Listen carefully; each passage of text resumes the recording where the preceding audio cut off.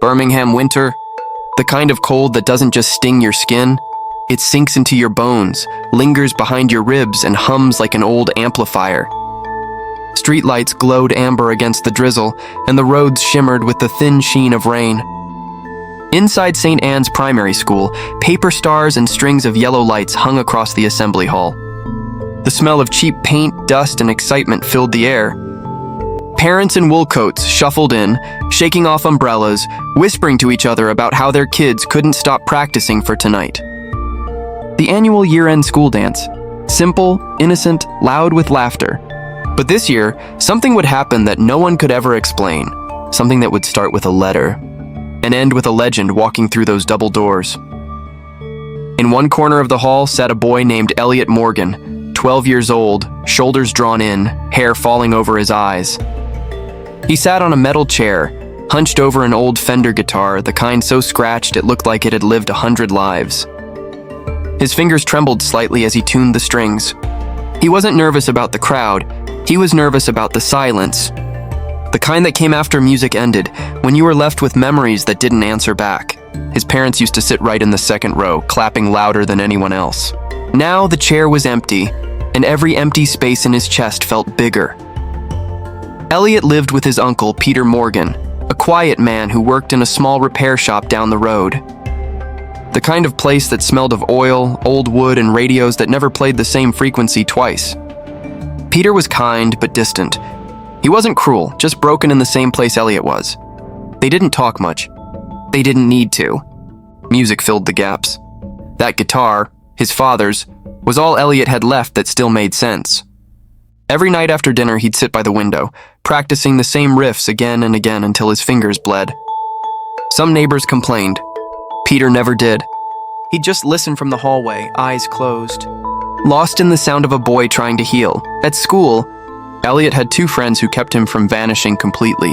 Lucas Hayes, who played bass, and Ruby Clark, who hit the drums like thunder trapped in a 12-year-old body. Together, they called themselves the Sparks, a name that made them laugh the first time they said it, but stuck anyway. They'd practiced for weeks for tonight's show. Their song choice, Paranoid by Black Sabbath. No one believed they could pull it off, not even their teacher, but they didn't care. For Elliot, this wasn't just a performance, it was a message. One he couldn't speak, only play, 3 months earlier. On a night when the rain hit the window so hard it sounded like applause from somewhere far away, Elliot had written a letter. Not a text. Not an email. A real letter. 5 pages long. Words smudged with tears he wouldn't admit to. It began simply, "Dear Mr. Osbourne, my name is Elliot. I'm 12. I live in Birmingham just like you once did." He told him about his parents and how they used to play Mama, I'm Coming Home every Sunday while cooking breakfast. How that song still played in his head every time he missed them. How sometimes he felt like he could still hear their laughter echoing through the strings of his guitar. The letter ended with a line that even Elliot didn't believe meant anything. "If you're ever in Birmingham, maybe you could come to our school concert. We're playing one of your songs."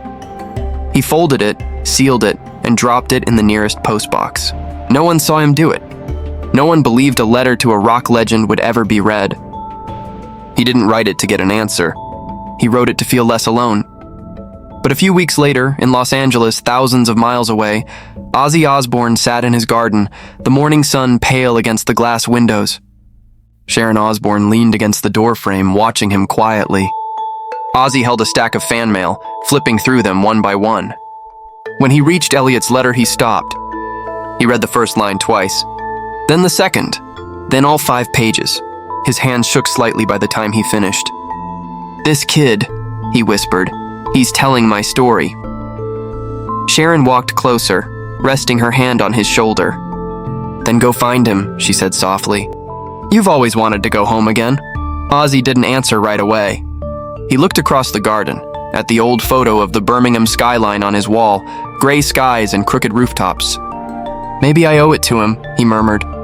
"Maybe I owe it to the music." It took only 2 phone calls, 1 private jet, and a driver who couldn't stop staring in disbelief to get Ozzy and Sharon to Birmingham. They didn't tell anyone. No press, no cameras, just a quiet arrival on a damp November night. When they reached St. Anne's Primary, the air was sharp and smelled faintly of rain and sugar from the bake sale inside. Ozzy stood outside the old brick building, hands in his pockets, eyes glinting with something that wasn't fame. It was memory. "It's smaller than I remember schools being," he joked. Sharon nudged him. "That's because you never went to class, Ozzy." He laughed softly, the kind of laugh that made the years fall away. When the headmaster, Mr. Caldwell, opened the door and saw who was standing there, he nearly dropped his clipboard. "Mr. Osbourne? This must be some sort of..." Ozzy interrupted with that familiar grin. "Looking for a lad named Elliot Morgan. He wrote me a letter." Sharon smiled politely. "We'll try not to cause a scene, promise." Inside, the hall buzzed with chatter. Teachers moved frantically, trying to keep parents seated and the kids calm.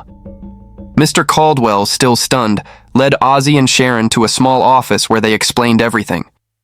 The headmaster told Ozzy about Elliot's past, how he'd lost both parents in a car accident last spring, how he barely spoke for months, how music was the only thing that brought him back. Ozzy's eyes softened. He didn't say much, just nodded and whispered, "Let's keep it quiet. I'll walk in when he's on stage." Back in the hall, Elliot was backstage, pacing, guitar in hand. Ruby twirled her drumsticks nervously. Lucas adjusted his bass strap. "You okay?" Ruby asked. Elliot forced a smile. "Yeah, just wish they were here to see it." Ruby hesitated. "They are," she said quietly. "You'll see." Then the lights dimmed.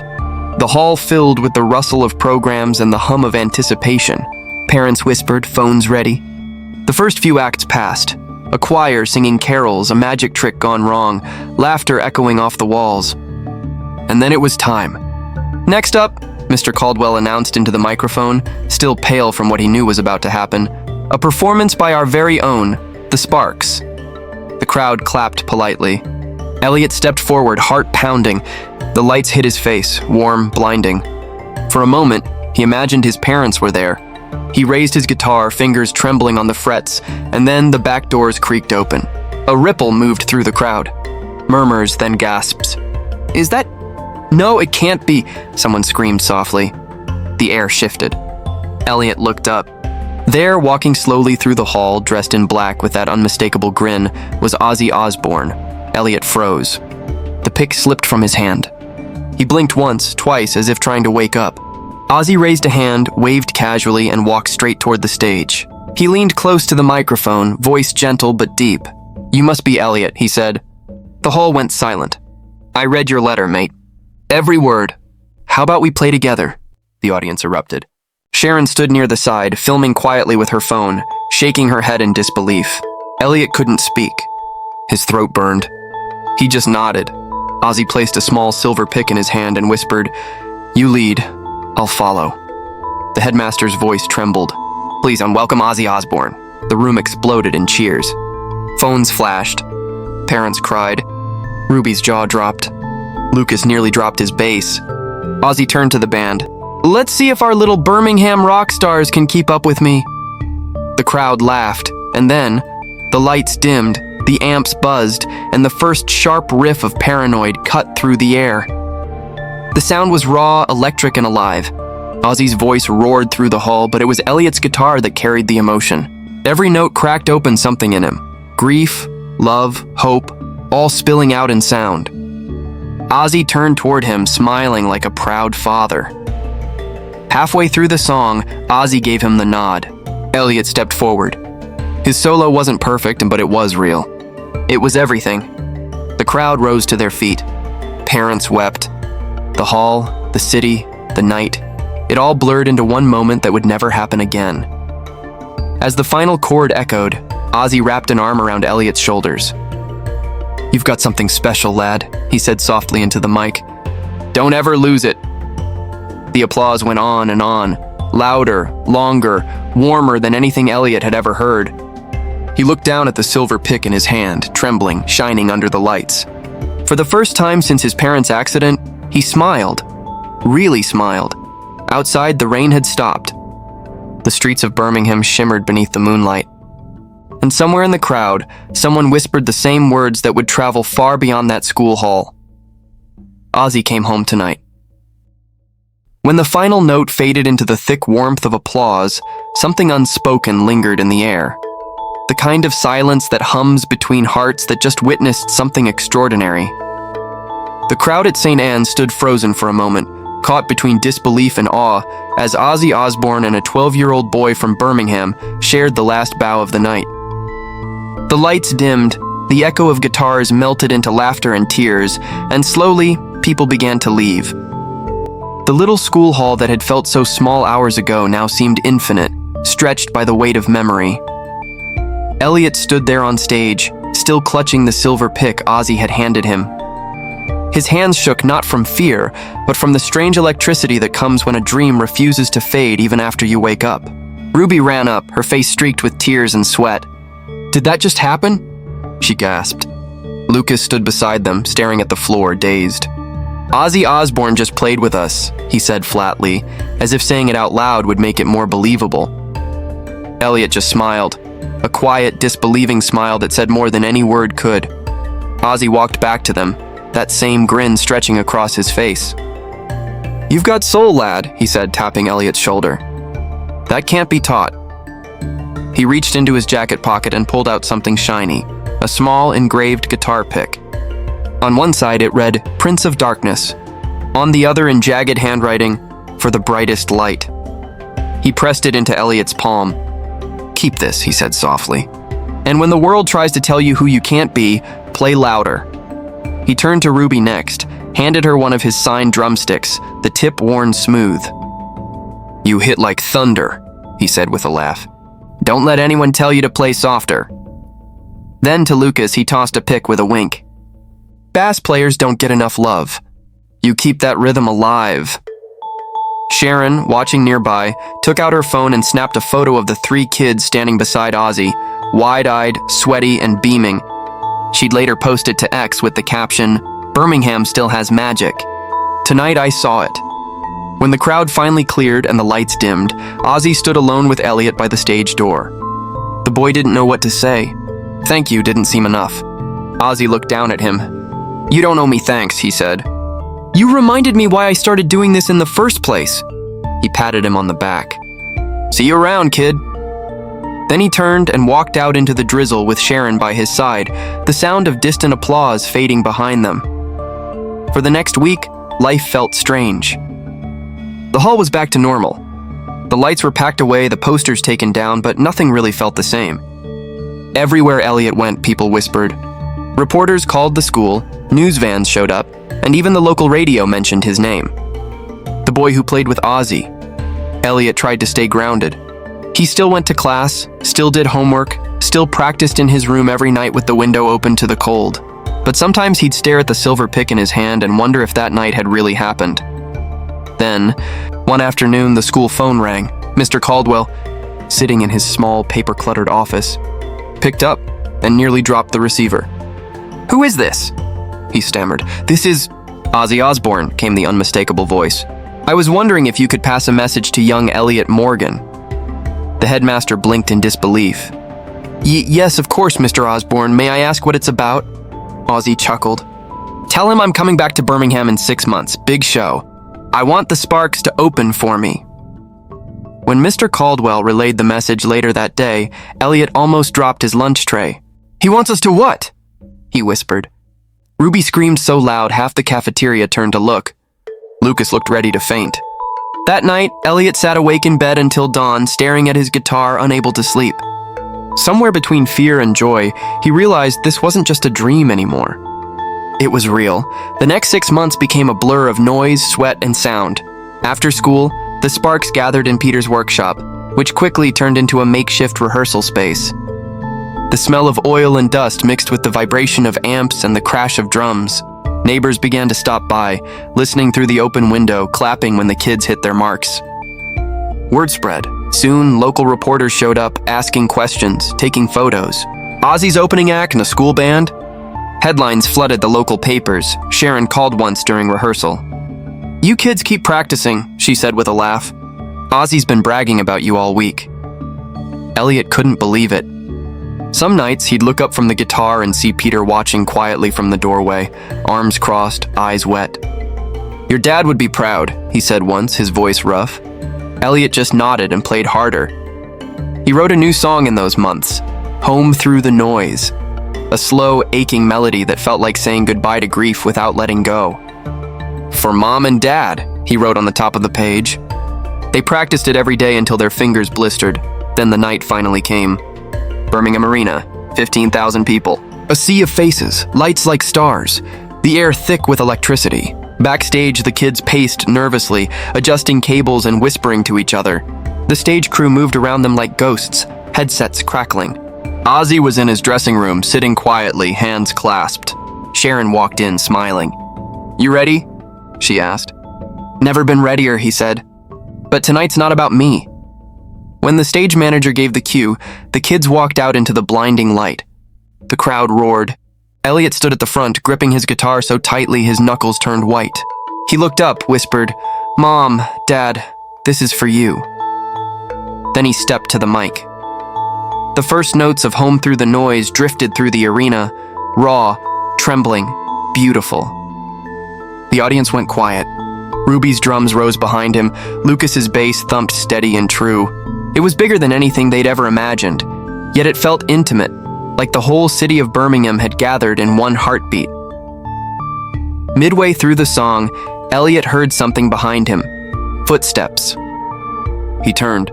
Ozzy was walking onto the stage, microphone in hand, smile wide as ever. The crowd erupted. "Ladies and gentlemen!" Ozzy shouted, voice echoing through the rafters. "The Sparks!" The arena shook. They launched into Paranoid again, just like that night in the school hall, only this time the sound was thunder. Ozzy sang, Elliot played, Ruby and Lucas hit every beat like their lives depended on it. The lights exploded into white and gold. People sang along, phones waved like candles. For one perfect moment, age, fame, and time disappeared. It was just music, pure, loud, alive. When the last chord hit, Ozzy raised Elliot's arm high. "Remember his name!" he yelled. The crowd went wild. Sharon stood at the side of the stage, wiping her eyes. Cameras flashed, confetti rained, and the sound of cheering filled every corner of the arena. Elliot looked out over the crowd, a sea of faces, and felt something settle inside him. He wasn't just playing his father's guitar anymore. He was carrying their memory into the world. Months passed. The story spread across the internet. Clips of the concert went viral. Ozzy Osbourne performs with 12-year-old Birmingham prodigy. Fans all over the world shared the moment. Late-night shows replayed it. Even musicians from other bands sent messages of support. But through all the noise, Elliot stayed the same, humble, quiet, focused. He started a small music scholarship in his parents' name, helping other kids afford instruments. Ozzy kept in touch, calling once every few weeks. "Still playing, lad?" he'd ask. "Always," Elliot would answer. They talked about songwriting, about stage fright, about the strange balance between pain and music. Ozzy sent him an old notebook once, filled with handwritten lyrics and scribbles. "Thought you might make better use of it than I did," he said. Years rolled forward like verses in a song. Elliot grew taller, his voice deepened, his band got tighter. They started recording demos, writing original tracks. When he turned 18, his debut album released under the title Letters to Birmingham. On the cover was a photograph, a grainy shot of that school night. Ozzy and Elliot side by side, both mid-laugh, a silver pick shining between their hands. The album wasn't just music. It was a love letter to everything he'd lost and everything he'd gained through sound. Critics called it a masterpiece of grief and hope. Fans called it a reminder that legends make legends. Ozzy attended the launch party, wearing his usual black coat and shades, smiling like a proud father. When Elliot dedicated the record to the man who answered a letter, Ozzy's eyes filled. "Nah," he said, pulling him into a hug. "You wrote the rest of it." As the years went by, Elliot's name began to appear in magazines, tour posters, festivals. He never stopped carrying that silver pick, and every time he stepped on stage, he remembered what Ozzy told him. "Play louder." One day, long after the noise of fame began to quiet, Elliot stood in his studio, holding that same guitar. Strings worn, wood fading. On the wall beside him was the framed photo from that night. Beneath it, scribbled in marker, were the words Ozzy had written, "For the brightest light." He smiled. Music had saved him, just like it had saved the man who once walked into a small Birmingham school hall. And as the last chord echoed into silence, Elliot whispered into the empty room, "Thank you." That night wasn't just a concert, it was proof that music heals, that it connects generations, men's hearts, and turns pain into something eternal. Somewhere out there, on stages big and small, kids were picking up guitars, dreaming just like Elliot once did. Because legends don't end, they echo. If this story touched your heart, hit subscribe and keep the legends alive, because real music isn't just heard, it's felt.